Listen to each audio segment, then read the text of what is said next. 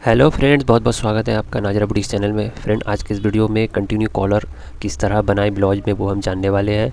तो हम एक ड्राइंग स्केच कर रहे हैं, सॉरी फ्रेंड, एक ड्राइंग बना रहे हैं। इस ड्राइंग में हम आपको समझाएंगे कि किस तरह एक कंटिन्यू कॉलर ब्लाउज किस तरह बनाए, सिंगल डार्ट।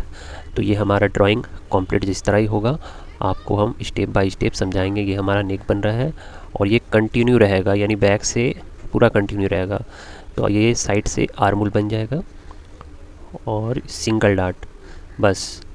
अब यही हम ब्लाउज आज जानेंगे कि किस तरह हम इसका पैटर्न कटिंग करें, किस तरह फैब्रिक कटिंग करें, किस तरह से स्टिच करें। हम तो फ्रेंड्स आपको पूरा स्टेप बाय स्टेप, आधा अधूरा कुछ जानकारी नहीं देते हैं। आपको कटिंग से लेके, ड्राइंग से लेके और स्टिचिंग तक का रिलेटेड सब कुछ जानकारी, आपको फुल इन्फॉर्मेशन देते हैं ब्लाउज का। अब इसका हम बैक गला भी ड्राइंग करेंगे, बैक किस तरह बनेगा।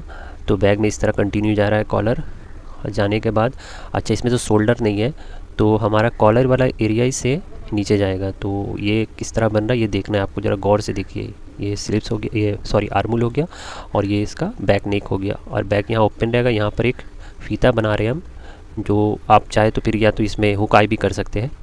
तो अभी जस्ट हम जान रहे, इसका लंबाई लिख लिए, चेस्ट, वेस्ट। और अब हम इसका पैटर्न की तरफ बढ़ेंगे। तो हम एक, अब चलिए पैटर्न की तरफ। तो हम साइज़ एक लिख लिए थे। अब उसी साइज़ के हिसाब से पहले 1.5 इंची आप पैटर्न में एक स्पेस दीजिएगा, क्योंकि इसका पैटर्न थोड़ा डिफरेंट होने वाला है। तो हम यहाँ पर 1 इंची का स्पेस, एक स्ट्रेट लाइन ले रहे हैं सामने की तरफ से। उसके बाद साइड की तरफ से आपको 1.5 इंची का एक स्पेस ले लेना है। इसी को आपको स्ट्रेट टान लेना है। तो चलिए हम 1.5 इंची का स्पेस ले लेते हैं। अब इसका लेंथ जो है हम लिखे थे 13 इंची, तो हम इसका लेंथ पहले 13 इंची कर लेंगे। 13 इंची के बाद में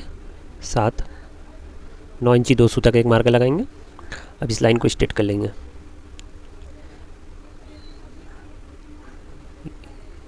पूरा नहीं टानना आपको, थोड़ा थोड़ा टानना है।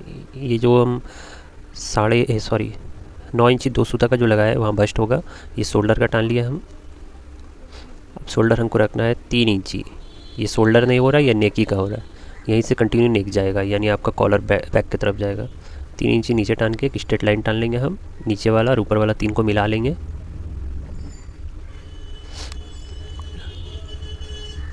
थर्टी 36 चेस्ट है, 9 नीचे में भी हम 9 इंची रखेंगे।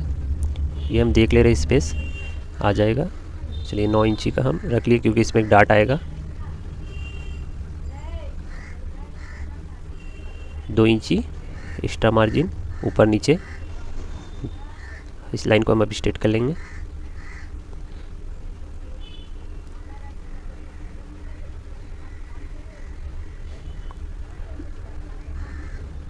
अब हम जो है बस्ट पॉइंट के एरिया में 3.5 इंची का मार्कर लगा लिए है। उस लाइन को हम स्ट्रेट कर लेंगे। इसका चेस्ट कम है, इसीलिए 3.5 इंची का लगाए। अब हाफ इंच दोनों तरफ से मार्का करके, यानी 1 इंची का डार्ट हो जाएगा। सेंटर से मार्का लिए हम।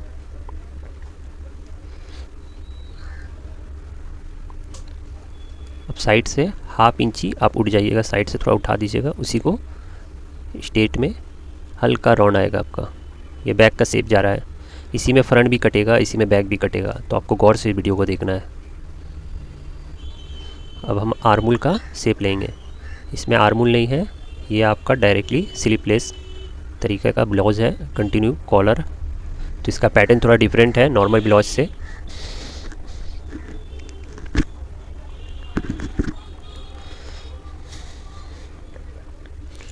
प्रॉपर तरीके से मार्कर लगा लिए।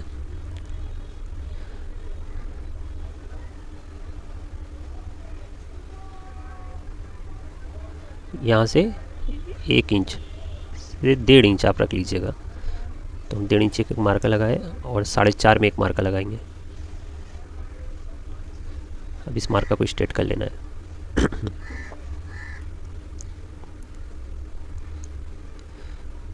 यहाँ से आपको 1.5 इंच अंदर की तरफ एक और मार्कर लगाना है, 1.5 इंच। अब इस मार्कर को इससे मिला लेना है। बैक कॉलर का पूरा साइज रहेगा 1.5 इंची, तो हमको पूरा 1.5 इंची लेके चलना है। नीचे में भी आपको 1.5 अब इस मार्का को हम स्ट्रेट कर लेंगे। सामने की तरफ में जो हम बढ़ती रखे थे 1 इंची, वो इसीलिए रखे थे क्योंकि इसका कॉलर जो है सामने की तरफ झुकेगा।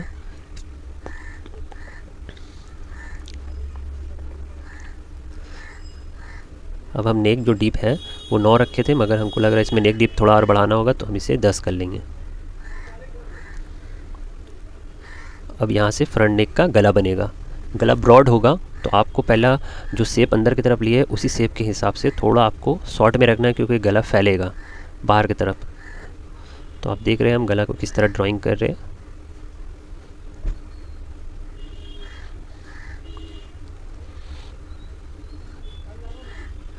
ये हमारा गला ड्राइंग हो गया, ये कट कर दिया हम।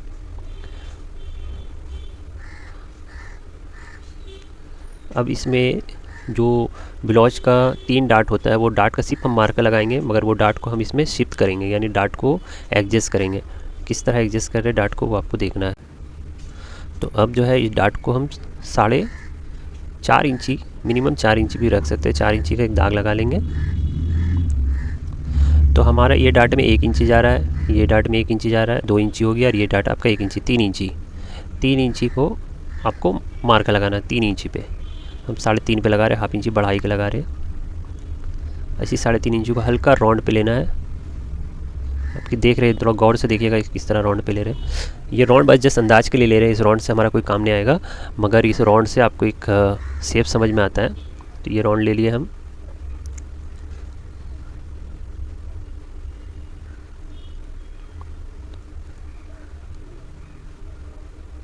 ये वाला हिस्सा आपका डाट का जाएगा।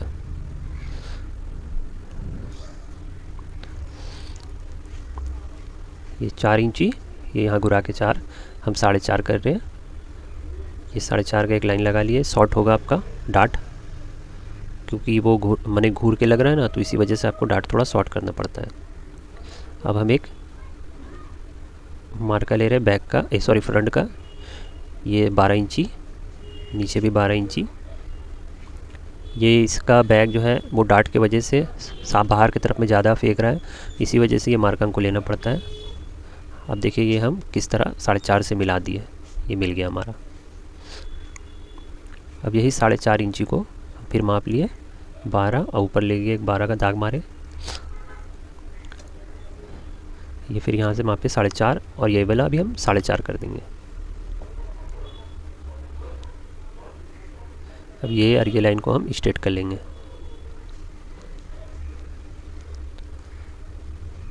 4.5,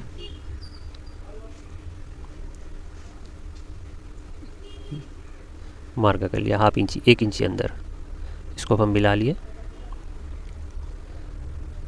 अब ये आस्तीन का पूरा शेप जाएगा आर्मोल का, जो हमारा ऊपर में नेक का ड्राइंग किए वहाँ ले जाकर हम मिला देंगे।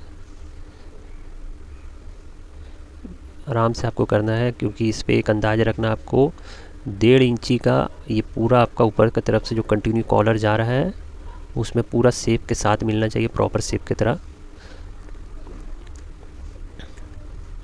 ये थोड़ा सा हमको ऊपर की तरफ में बड़ा लग रहा है, हम उसे भी ठीक कर लेंगे। अभी माप ले रहे एक मरतबा 1.5 इंची, थोड़ा सा हाफ इंची, 2 सूता ये कम लग रहा है, तो इसे हम ठीक कर लेंगे। चलिए ये भी अब हमारा पूरा प्रॉपर चल जा रहा है।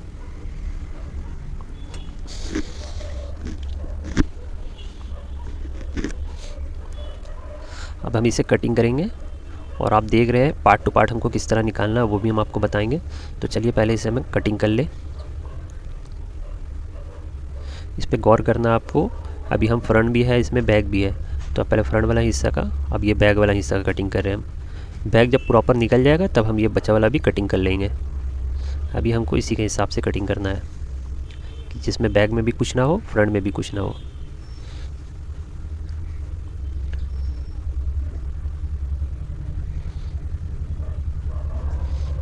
ये एक्स्ट्रा वाला को भी हम काट के निकाल लेंगे, और यहीं से हल्का सा जो वो शेप था बैक का उसे निकाल लिया हम। अब देखिए हम बैक किस तरह कॉपी करेंगे। बैक को आपको समझना है, देखिए इसमें फ्रंट भी है बैक भी है, आपको सिर्फ बैक निकालना है। उसके बाद फिर फ्रंट का जितना भी एक्स्ट्रा फैब्रिक है उसको काट लेंगे, एक्स्ट्रा पैटर्न को सफ़ा कर लेंगे, वो भी आप देखिएगा स्टेप बाय स्टेप।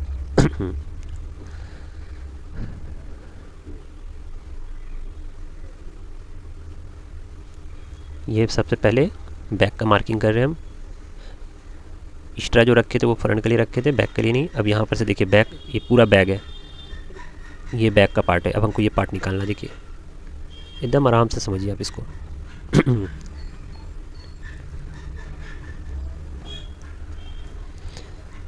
बैक का आर्मूल का माप निकाल लिया हम, ये शोल्डर का, और ये साइड का भी अभी हम निकाल ले रहे हैं। अब ये जो है साइड स्टिच वाला पार्ट का हम मार्का निकालें, और ये एक्स्ट्रा फैब्रिक जो रहेगा उसका भी मार्का निकाल लिया। अब हम डार्ट का भी निकाल लेंगे।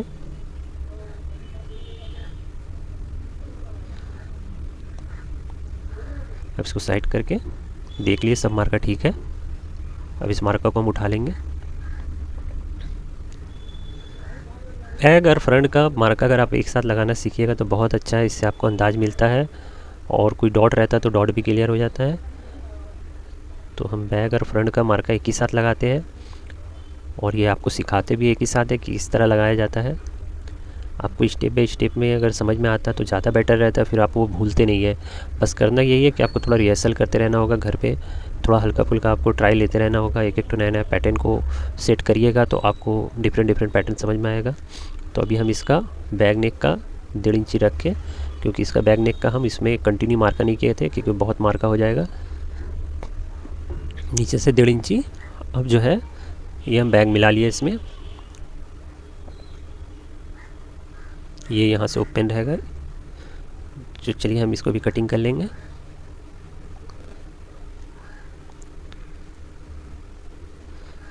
ये कटिंग हो जाने के बाद हमारा पूरा प्रॉपर तरीके से समझ में आ जाएगा हमें कि एक कंटिन्यू कॉलर किस तरह काटा जाता है ब्लाउज में। और ये थोड़ा वेस्टर्न ब्लाउज है, ये इंडियन में बहुत कम बनता है, ज़्यादातर वेस्टर्न होता है क्योंकि इसमें शोल्डर नहीं रहता है और फिर स्लीव्स भी नहीं रहता है। तो हमारे इंडियन में बहुत कम ही ये ब्लाउज चलता है।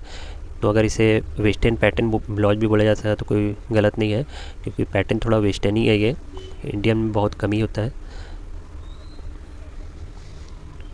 अगर पार्टी वेयर में भी आपका इस तरह का ब्लाउज बहुत आपको देखने मिलता है वीडियो वगैरह में। तो अब हम फ्रंट को ये वाला सेट को काट लेंगे। ये डार्ट वाला एरिया है,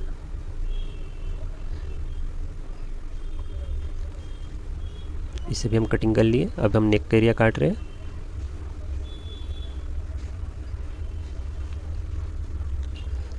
थोड़ा केयरफुली आपको कटिंग करना है क्योंकि पैटर्न ज़रा सा ज़्यादा फोल्ड करने तो फट भी जाता है। तो अगर आप न्यूज़पेपर वगैरह में भी ट्राई करना चाहते हैं तो बहुत बेहतर होगा।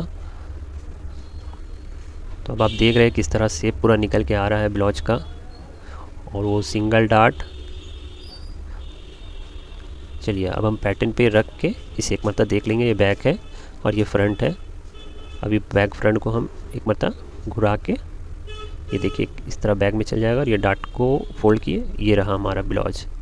अब इस ब्लाउज को हम स्टिचिंग करना भी आपको बताएंगे, और इस ब्लाउज को किस तरह हमें बनाना वो भी बताएंगे। ये थोड़ा सा हमको लग रहा है कि साइड में ज़रा सा ज़्यादा है बैक का, तो हम उसे भी दोनों को मिला के एक मरतबा ठीक कर लेंगे।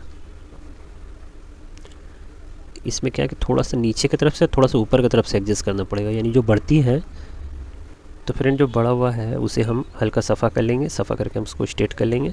और ये आर्मोल की तरफ में भी थोड़ा सा बढ़ती है, उससे भी हम सेट कर लिए। अब हमारा पैटर्न में भी कोई प्रॉब्लम नहीं है, हम पैटर्न पूरा साफ़ सुथरा बना लिए। इसको हम फिर से बैठा के एक मरतबा देख ले रहे।